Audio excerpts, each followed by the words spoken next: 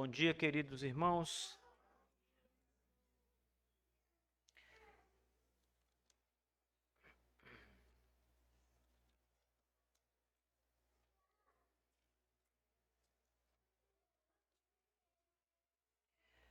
Amada igreja, vamos abrir a palavra do nosso Deus em 1 Reis, capítulo 19.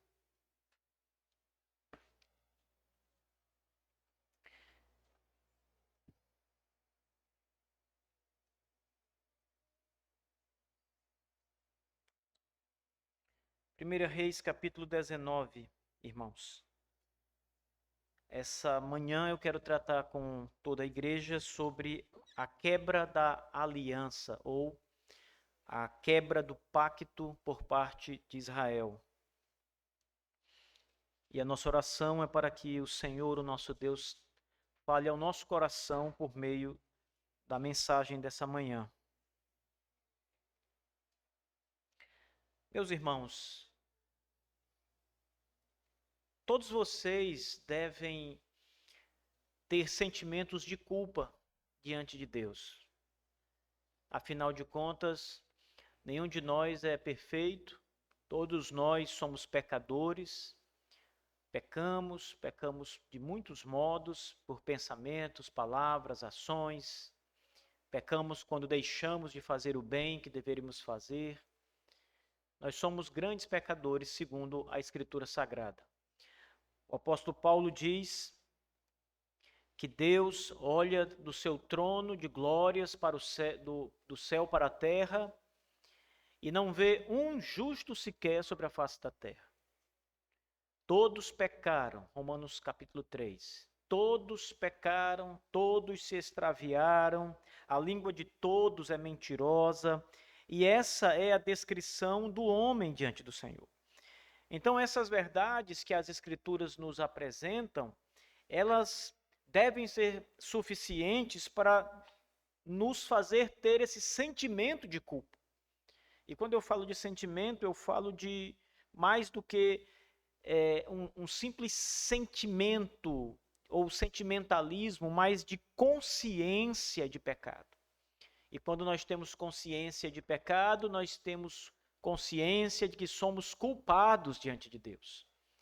Então ninguém se apresenta diante de Deus como uma pessoa sem culpa. A única maneira de se colocar diante de Deus sem culpa é através de Cristo. É confiando na justiça de Cristo, é confiando nas misericórdias de Jesus Cristo, é confiando que a sua obra em nosso lugar é suficiente para pagar o preço do nosso pecado. Mas se nós não tivermos Cristo, se nós tirarmos Cristo dessa equação e confiarmos apenas nos nossos próprios méritos, o profeta Isaías vai dizer que a nossa justiça é pior do que um trapo imundo. Toda a nossa justiça, a mais perfeita justiça que nós podemos realizar por nós mesmos, é como um trapo de imundícia. Então, eu gostaria que vocês essa manhã pensassem nessa ideia de consciência de pecado. Saber que são transgressores da lei de Deus. Ou saber que quebraram a aliança do Senhor. Vamos ler a partir do verso 1 do capítulo 19 de 1 Reis, meus irmãos. O texto diz assim: E Acabe contou a Jezabel tudo o que Elias havia feito, e ao mesmo tempo como ele havia matado todos os profetas com a espada. Então Jezabel mandou um mensageiro a Elias a lhe dizer: Assim me façam os deuses e outro tanto, se até amanhã a estas horas eu não fizer a tua vida como a de um deles.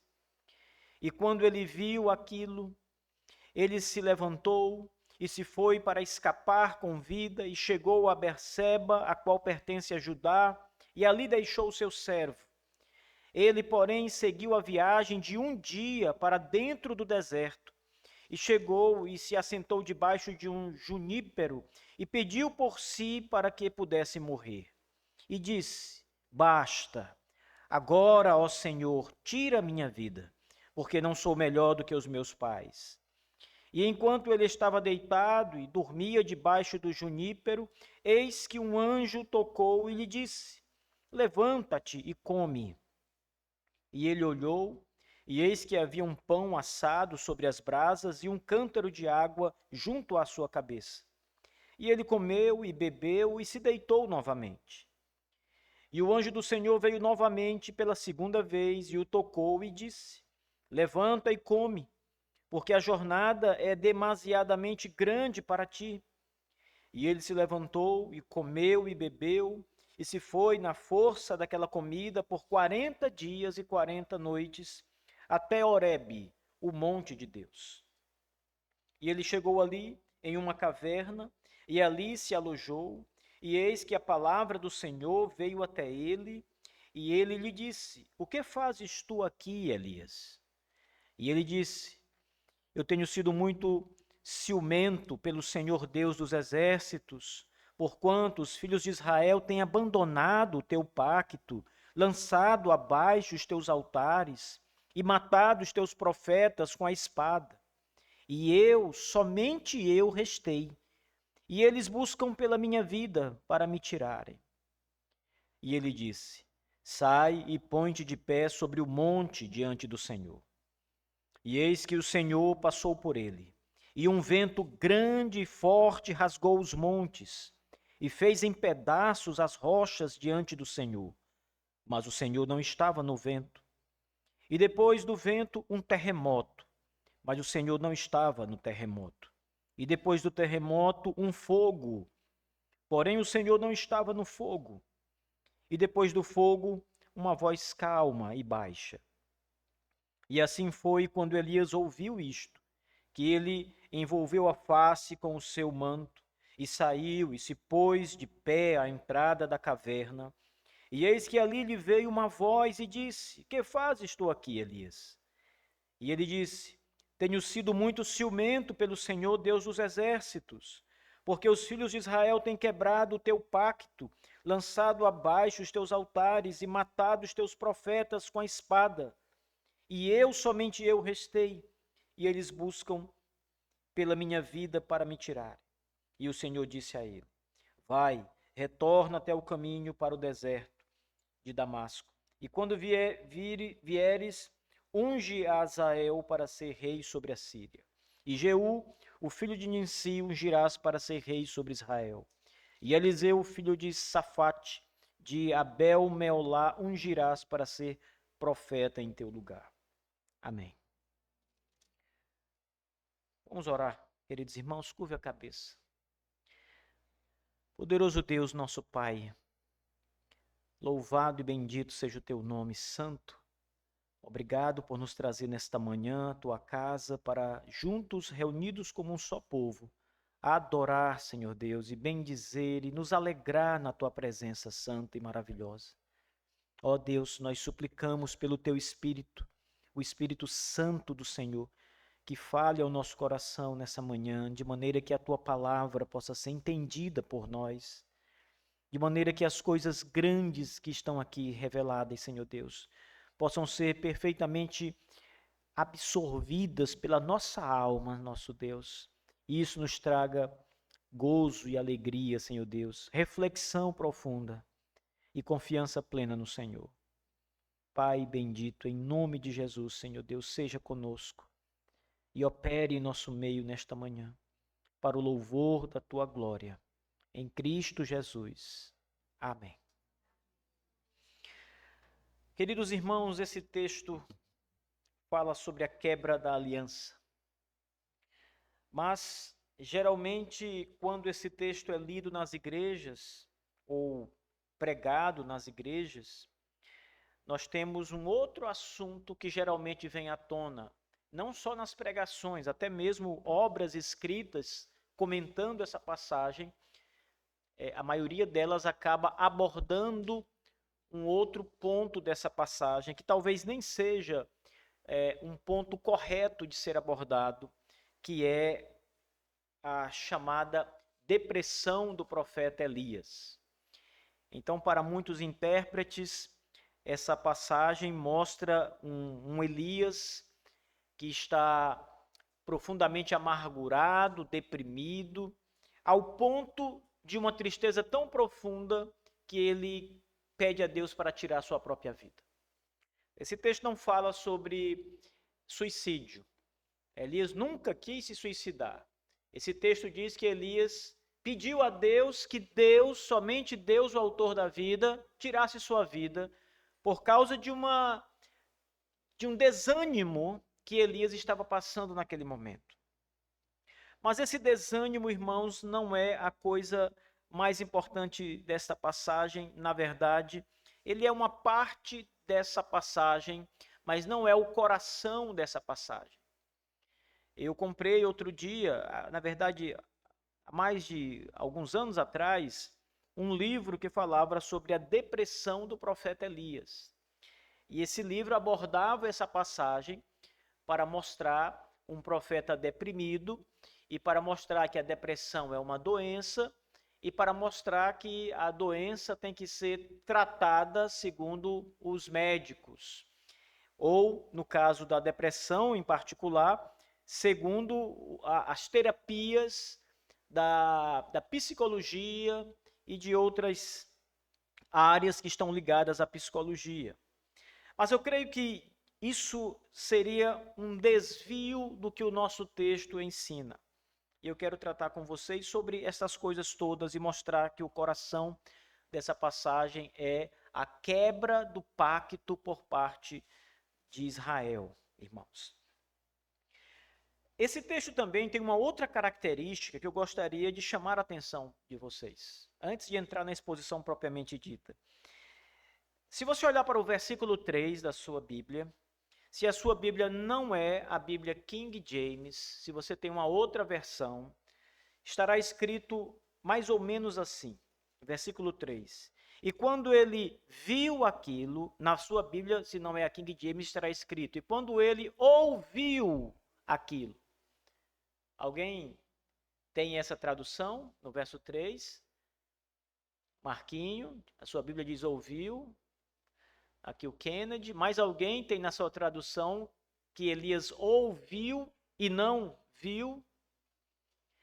Veja, os críticos, aqueles que trabalham com o texto do Antigo Testamento, essa é uma disciplina também da teologia chamada crítica textual. E eles então vão tomar vários textos antigos do Antigo Testamento, vários manuscritos antigos, e vão estudar, examinar qual daqueles manuscritos é o manuscrito original. E essa ciência chamada manuscritologia tem as suas próprias diretrizes, né, para que eles cheguem ao texto que eles consideram original. Em algumas versões em português, na maioria das versões em português, você vai encontrar que Elias ouviu o que Jezabel, a rainha, falou. O mensageiro vai até Elias e diz para Elias o que a rainha disse. E quando Elias ouviu isso, então você percebe que pelo contexto em si, não é nada estranho entender que Elias ouviu, porque de fato Jezabel mandou dizer uma mensagem para ele. E as traduções, por causa do contexto, geralmente são ouviu o que ela havia dito. Mas a Bíblia King James, que trabalha com o texto massorético do Antigo Testamento e não com o texto crítico, e a Bíblia ACF, Almeida Corrigida Fiel, elas vão trazer a expressão quando Elias viu. E veja, irmãos, eu estava até falando para o Marquinho ali agora há pouco, que quando a Bíblia diz que Elias viu, você tem que pensar no seu olho. Ele viu alguma coisa. Quando a Bíblia diz que Elias ouviu, você vem para um outro ponto aqui do seu rosto, a orelha, o ouvido. Ele ouviu a mensagem.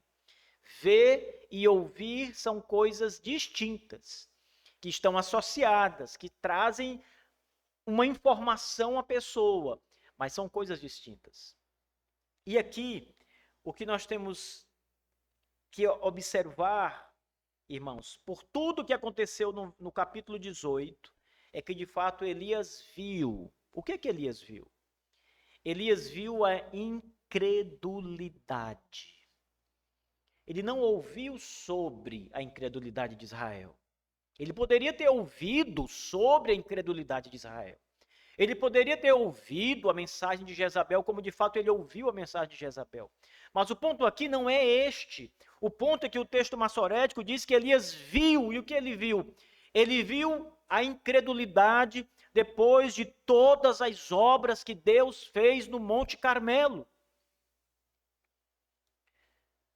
Veja, o capítulo 19 começa nos falando sobre Acabe, o rei. E Acabe foi até onde estava a rainha Jezabel, em Jezreel, como diz o texto, eles estavam lá, ela estava lá em Jezreel. Capítulo 18, Elias diz, vai Acabe, volta, come e bebe. Vocês devem lembrar dessa passagem lá no capítulo 18. E Acabe então entra na carruagem e segue em direção a Jezreel, e lá em Jezreel está a rainha Jezabel. E quando Acabe chega, o capítulo 19 diz, verso 1, Acabe contou a Jezabel tudo o que Elias havia feito. A primeira mensagem do rei Acabe é contar o que Elias fez. Mas eu pergunto aos irmãos, o que Elias fez naquele episódio do Monte Carmelo? Certamente, Acabe disse que Elias zombou dos profetas, brincou com os profetas. Ele disse que Elias matou todos os profetas, está aqui escrito, veja, o verso 1 ainda diz, e ao mesmo tempo, como ele havia matado todos os profetas com a espada. Então, a notícia que interessa ao rei Acabe, a notícia que ele quer dar a Jezabel, é o que Elias fez. Percebam que em momento nenhum dessa passagem, o rei Acabe está preocupado em dizer o que Yahvé fez, o que Deus fez, mas é o que Elias fez. Deus não vem à mente do rei. E quem mandou fogo do céu foi o Senhor. Quem consumiu todo o holocausto foi o Senhor, o fogo do céu. Quem bebeu toda a água que Elias havia derramado sobre o altar foi o Senhor. Quem consumiu até o altar de pedra com fogo foi o Senhor. Quem provou que Deus é Deus foi o Senhor, Yahvé. Baal nada fez, os profetas de Baal clamaram, suplicaram, mas Baal não deu resposta. Mas Yahvé respondeu com poder, fazendo fogo cair do céu. Mas isso não chamou a atenção de Acabe. Ele vai dizer o que Elias fez. Aquele profeta de Yahvé, ele matou todos os seus profetas, os seus 450 profetas, 400 profetas. Ele vai dizer, ele zombou dos seus profetas, ele desafiou o reino, mas Deus não vem à mente do rei. Sabe, irmãos,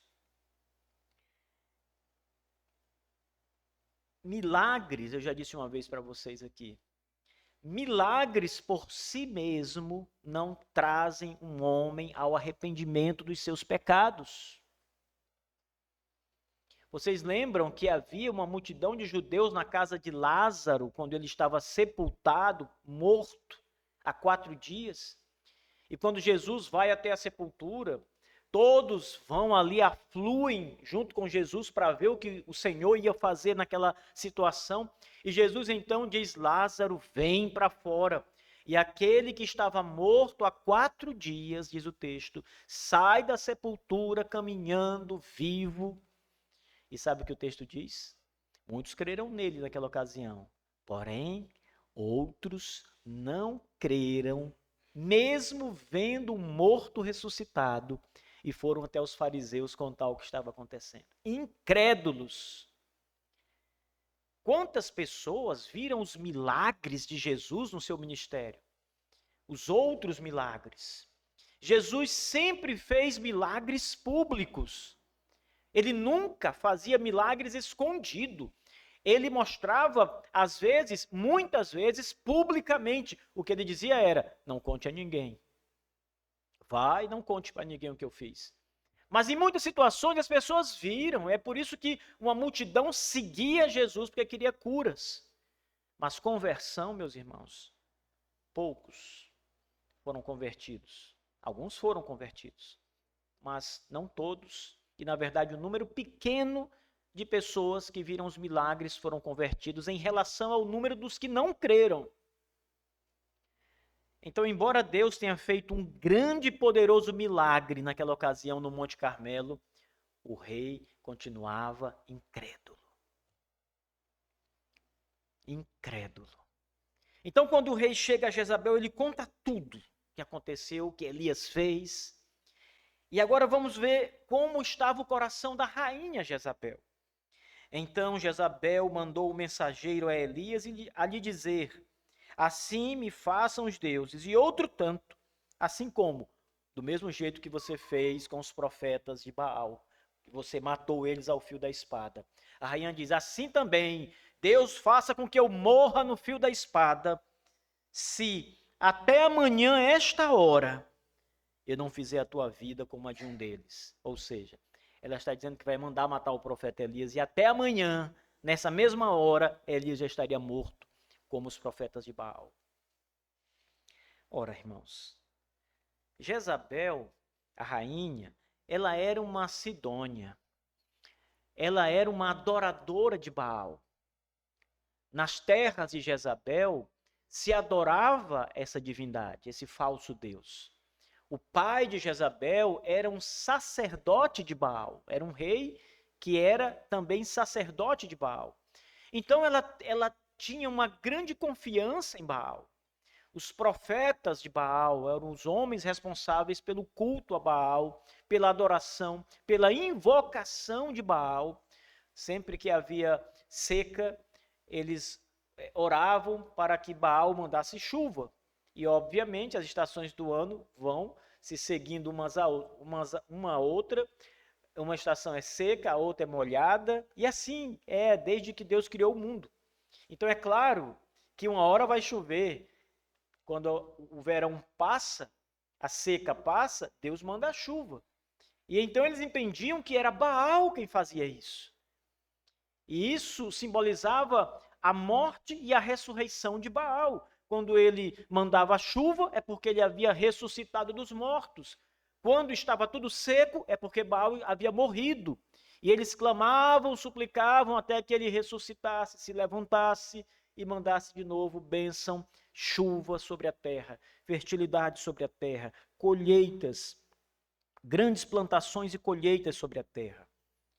Porém, há 3 anos e meio não chovia em Israel.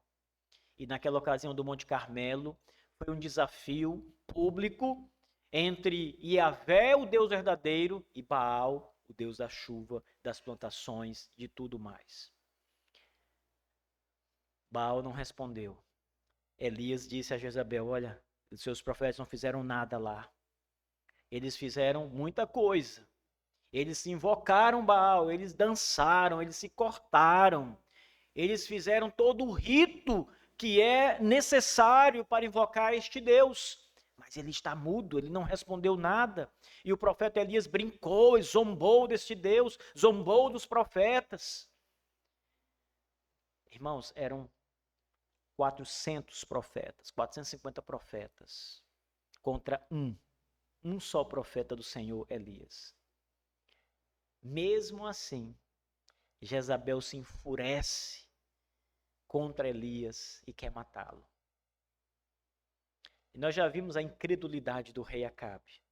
Agora vemos a incredulidade de Jezabel. Como ela está dura, seca, sem alma. Era o momento dela entender que este falso Deus que ela adora não é de nada. Que os seus profetas da divindade, não têm nenhum tipo de associação com um Deus falso. Por isso, nenhuma voz se ouvia. Era um culto vão, vazio, inútil. Mas não, irmãos, não foi a essa a conclusão que ela chegou. O coração da rainha se enche de ódio contra o profeta de Deus. ao ponto de dizer: vou mandar matá-lo, até amanhã, esta hora, tu estarás morto. Incredulidade. Nós temos aqui no começo do capítulo 19, incredulidade.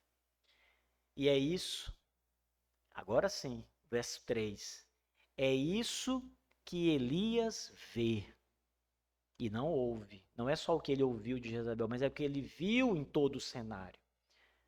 Elias deve ter imaginado, irmãos, algo como é possível, depois de uma manifestação tão poderosa da parte de Deus, depois de uma manifestação que ninguém pode duvidar que foi Deus quem agiu, porque o fogo veio do céu.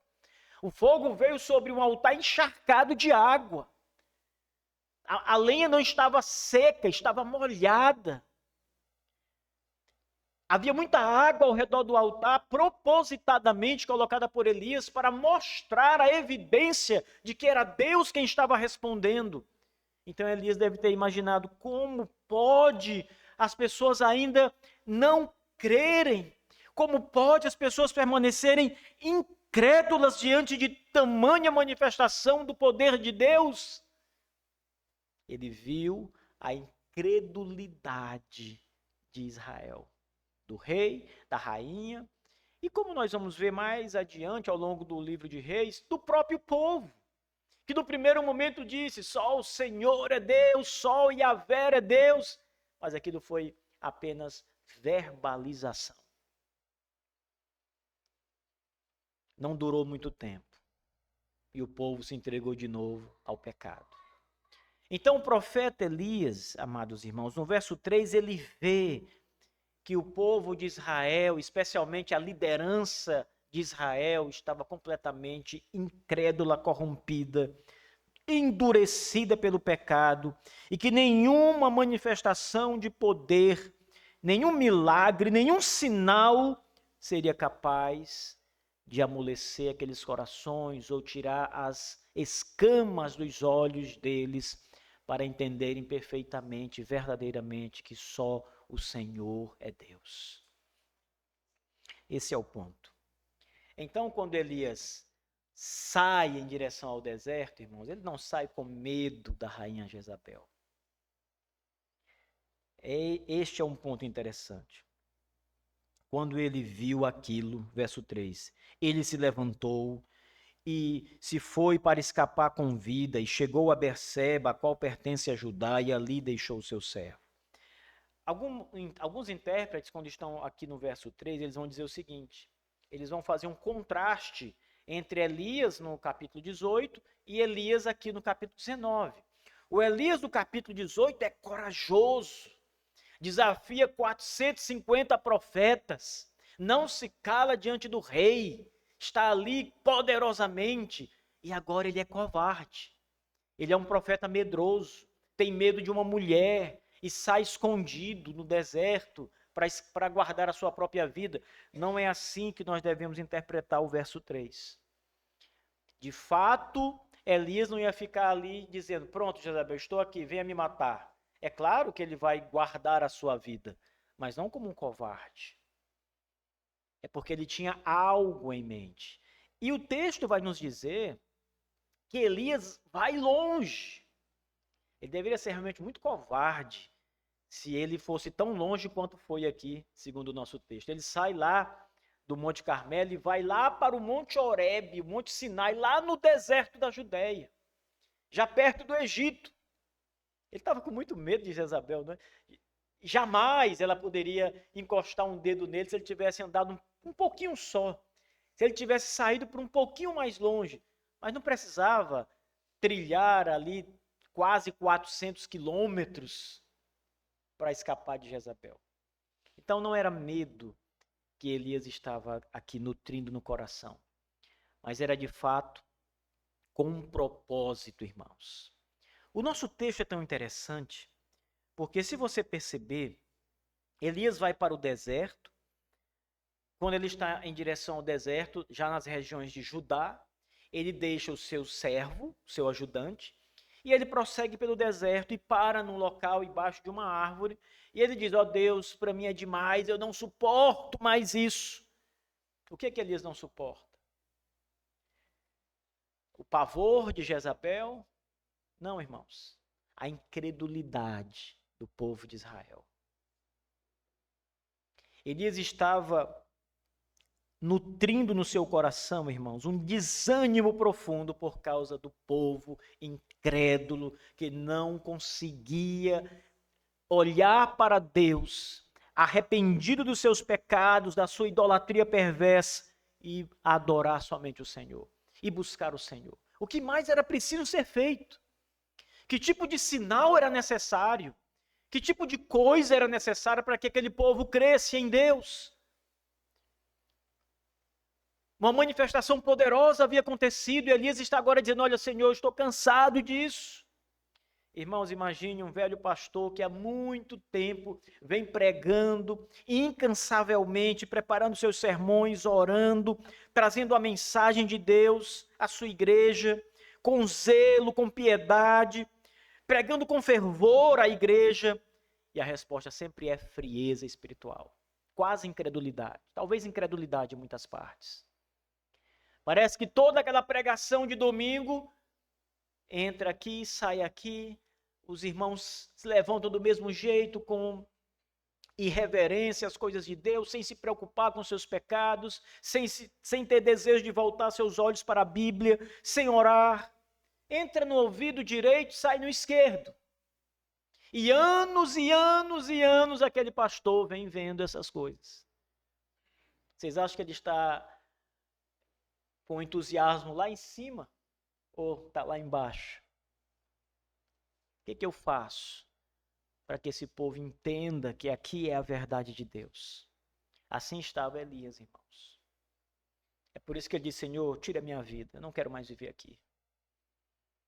Não dá mais, Senhor. Esse povo é incrédulo. Eu não quero mais viver aqui.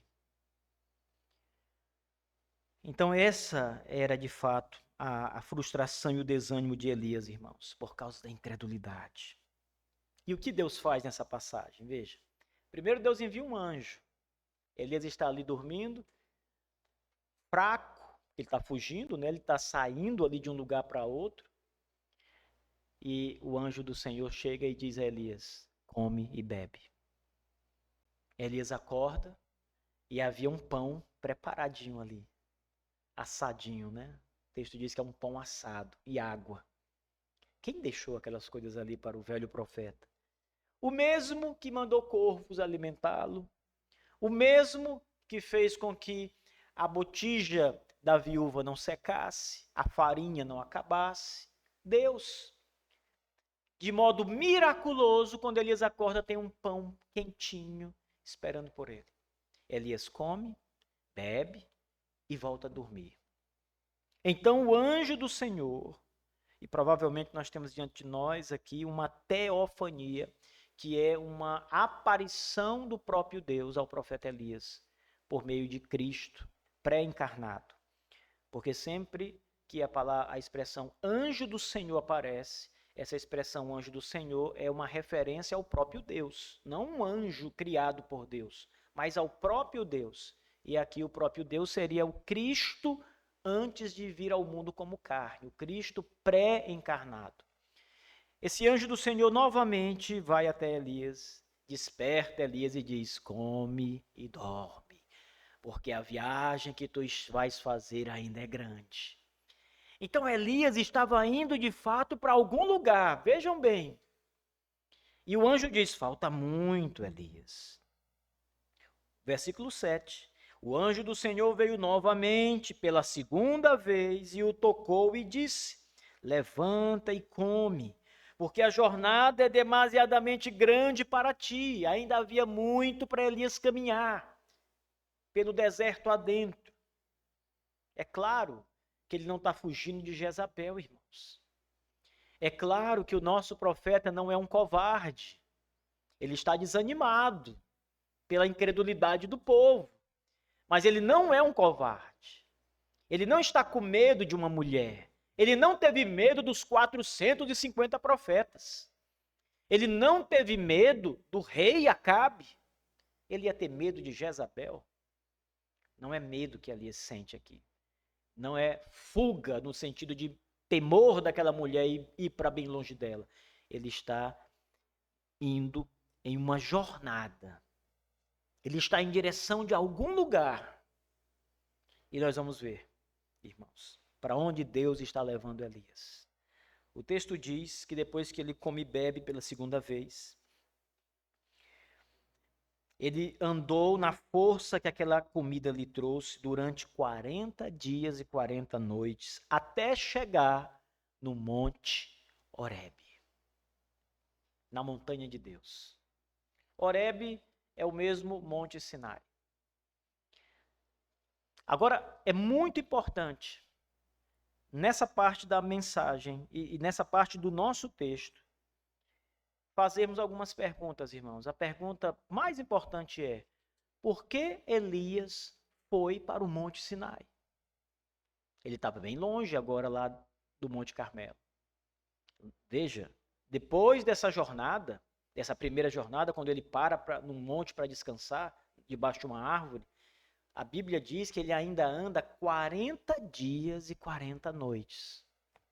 Se você andasse 40 dias e 40 noites, você chegava até aonde? Se fosse nessa BR aqui em direção à Fortaleza. Andava muito, não é?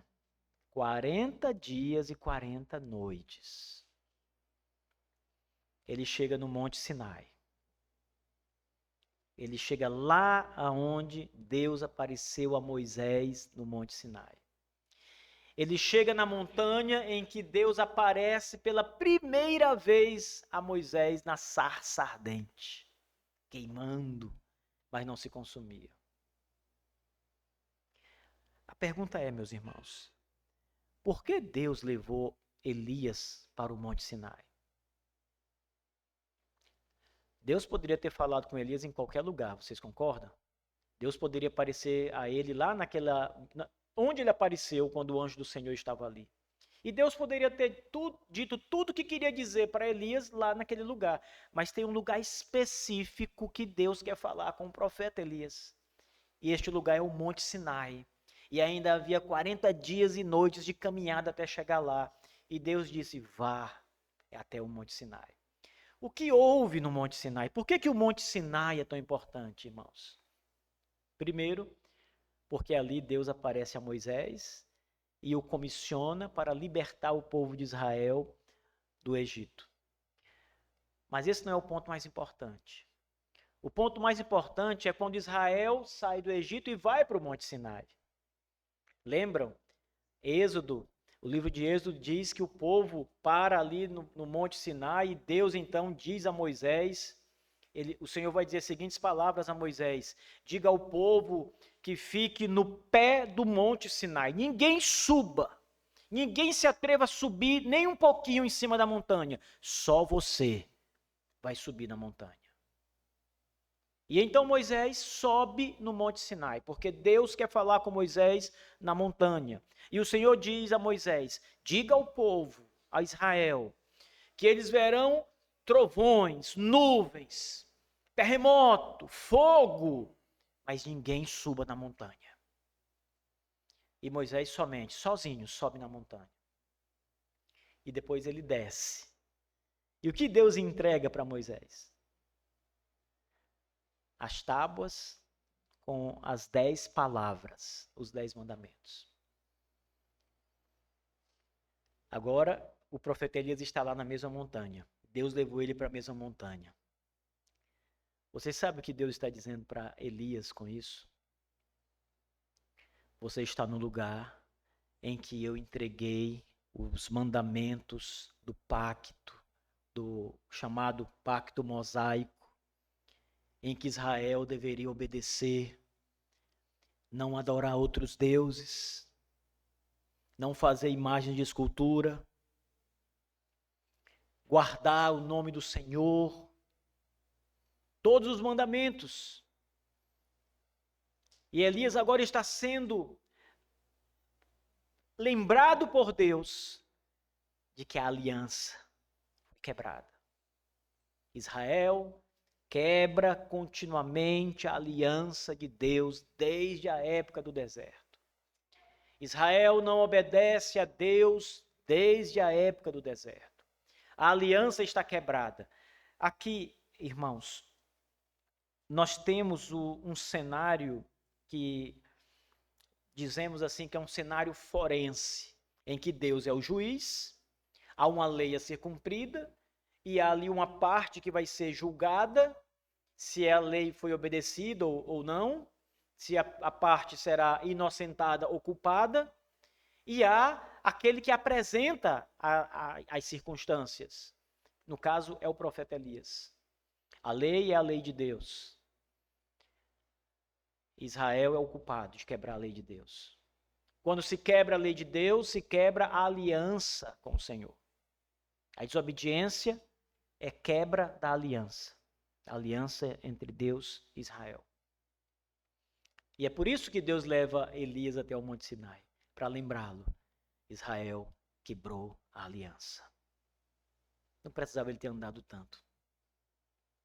Mas é porque ali era o local em que a aliança foi dada, entregue, as leis foram entregues. E Deus estava dizendo, é aqui que ele será julgado. Aqui acontecerá o julgamento da nação incrédula, do rei incrédulo e daquela rainha incrédula, que quebraram a aliança. Israel quebra a aliança. Ah, meus irmãos. E o que é mais interessante no final dessa história é que quando Deus vai falar com Elias, acontece 4 manifestações. Primeiro, o nosso texto diz que Elias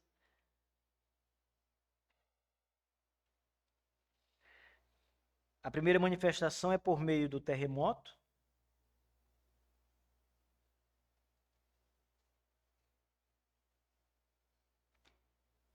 Versículo 11, e ele disse, Deus disse a Elias, sai e põe-te de pé sobre o monte diante do Senhor. E eis que o Senhor passou por ele. E um vento grande e forte rasgou os montes. Imagine o que Elias viu lá daquela caverna, na boca da caverna, olhando para outra montanha.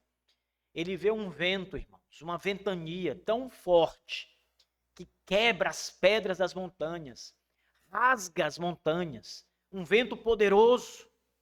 Mas Deus não estava nesse vento. O Senhor não estava lá.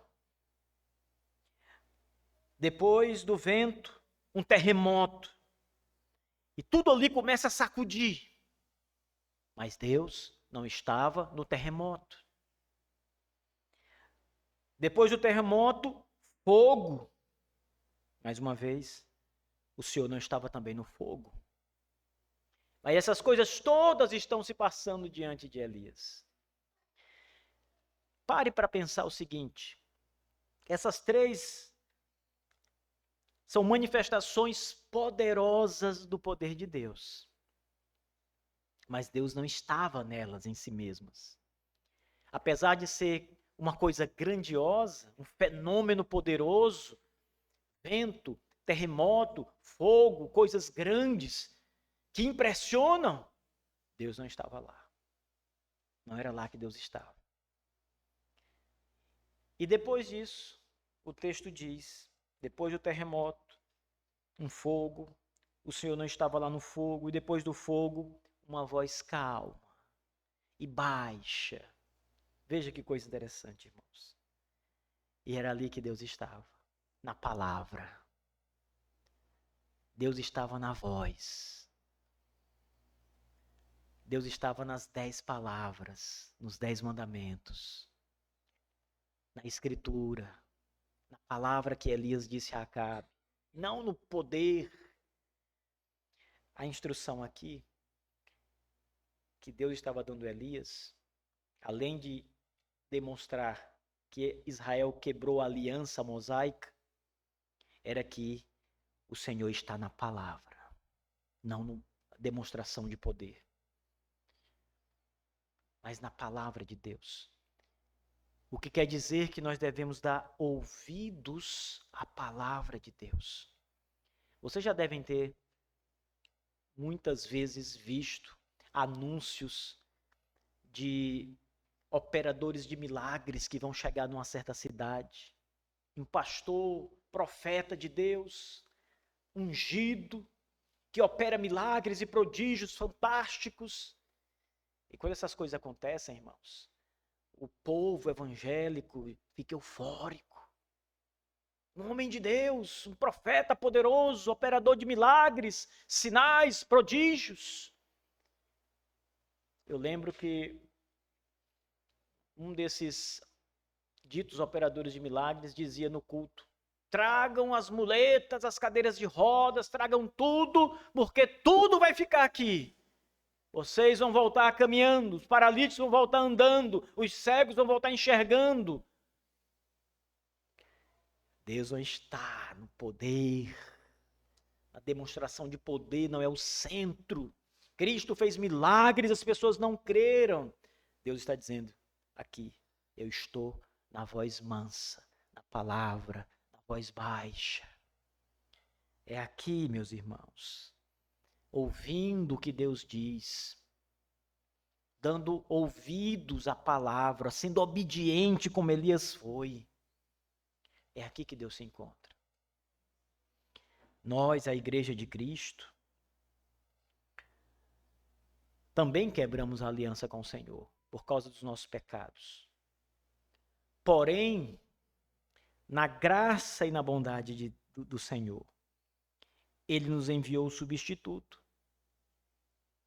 Ele fez um pacto de graça, onde Jesus Cristo paga o preço da nossa ofensa, do nosso pecado, da nossa incredulidade, morre em nosso lugar, para que eu e você tenha vida em abundância nele, em Cristo.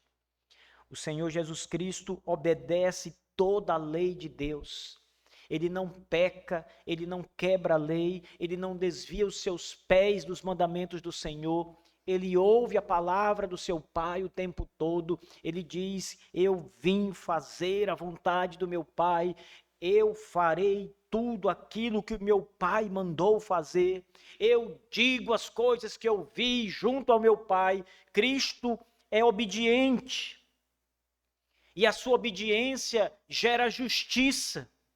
E essa justiça pela obediência é imputada a nós que estamos no pacto da graça. Porque se você fosse depender da sua obediência, da sua própria justiça, você nunca a obteria, porque a sua justiça é como um trapo imundo. Deus já disse. Então você precisa da justiça de outro, de uma justiça verdadeiramente justa e correta e aceitável diante de Deus, que é a obediência perfeita aos mandamentos do Senhor. Só Cristo pode nos dar isso, irmãos. E quando nós estamos nele, no nosso Senhor Jesus, em obediência perfeita, ele que é o cabeça de um outro pacto, o pacto da graça, nós temos certamente a garantia de salvação. Nessa passagem, por 2 vezes, Elias diz: eu estou triste com Israel, eles quebraram o teu pacto. Por isso ele está lá no Horebe, lembra? No Monte Sinai. Ah, meus irmãos, é isso que o capítulo 19 nos ensina sobre o profeta. A sua tristeza por causa do pecado, da incredulidade de Israel, por Israel quebrar o pacto com Deus.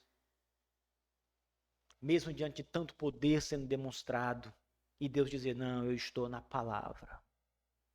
Eles quebraram a lei. A minha palavra é que eles deviam ter ouvido e não uma demonstração de poder. Isto seria insuficiente para eles. Irmãos, se submetam inteiramente à palavra de Deus. Isso não significa dizer que vocês vão ser perfeitos e obedientes à lei de Deus em cada ponto, em cada situação da palavra, por toda a vida de vocês. Mas vocês devem ter esta consciência plena de que o que Deus, o nosso Senhor, nos manda, nos diz, é o que nós devemos ouvir. Que quando falharmos em ouvir, devemos sempre recorrer a Cristo, que ouve sempre o Pai e que nunca desobedece ao Pai. e recorrer à justiça de Cristo. É como se alguém chegar a você e disser assim para você: mas você não diz que é crente? E você acabou de cometer um pecado horrível ali, você mentiu, eu sei que é mentira, e de fato era mentira. Você mentiu e você não é crente. E você vai dizer o quê? Você vai dizer: eu menti, eu pequei contra Deus. Por isso, eu recorro ao meu advogado, ao meu Senhor Jesus Cristo, ao Senhor que perdoou o meu pecado, ao Senhor que com a sua justiça cobre a minha injustiça, ao Senhor que já morreu pelo pecado da mentira e que agora me deu sobre mim mesmo a sua própria justiça maravilhosa, para que eu não seja acusado diante de Deus. Quando Deus olha para você no céu, irmãos, e Ele vê ali aquela pessoa que tem muitos pecados nesse mundo, mesmo depois de cristão, Ele não vê esses pecados. Ele vê a justiça de Jesus em você. E é por ela que você é justificado. Por uma justiça que você recebeu de outro. A justiça do Senhor. E isso é o pacto da graça. O pacto da graça é exatamente Deus enviar o seu Filho ao mundo para morrer em favor dos pecadores eleitos. Para que a justiça dele, adquirida por meio da sua obediência, fosse passada para aqueles injustos pecadores que agora vão viver por causa da justiça dele. Nada depende de nós mesmos. No pacto da graça, tudo é Cristo. Nós descansamos nele, nossa vida é nele, nossa confiança é nele. Nós sabemos que se formos confiar em nós um pouco só, vamos nos decepcionar logo, logo. Você vai gritar, você vai desobedecer, você vai pecar contra Deus de muitas maneiras e formas, e você vai dizer: eu não consigo, eu tento, eu não consigo, eu luto contra o pecado, eu não consigo. Eu tento, mas não consigo, porque você nunca vai conseguir por si mesmo. Mas se você descansar naquele que já conseguiu, esperando só por ele, só pela justiça dele, irmãos, isso é a confiança plena que Deus espera de nós. Isso é a fé que nós temos que exercitar. Você não deve se colocar como um pecador forte. Eu sou um pecador, eu sei disso, mas eu vou resistir ao mal, eu vou vencer esses pecados. Confiando na sua própria força, no seu próprio braço. Eu não estou dizendo que você não tem que lutar contra os pecados, tem. Mas você deve confiar plenamente em Cristo. Porque com toda a sua força você vai cair, vai se decepcionar. E não vai demorar. Qualquer pessoa pode experimentar ser forte contra o pecado. Seja forte. Lute com todas as suas forças. E me diga quanto tempo você vai conseguir. Até você cair em pecado, até você mentir, até você pecar contra Deus. Você não vai conseguir. E você vai fazer isso a vida toda. E vai cair a vida toda. Mas se você confiar no Filho de Deus, que já fez, já cumpriu a lei, já obedeceu, e já derramou a justiça em nós, e confiarmos nele. Ah, meus irmãos, essa é a justiça. É como o publicano, que quando vai orar, a Bíblia diz, ele não tem coragem nem de levantar a cabeça para o céu, ele só diz: ó Deus, ser propício a mim, pecador. A palavra propício vem de fazer propiciação pelo pecado.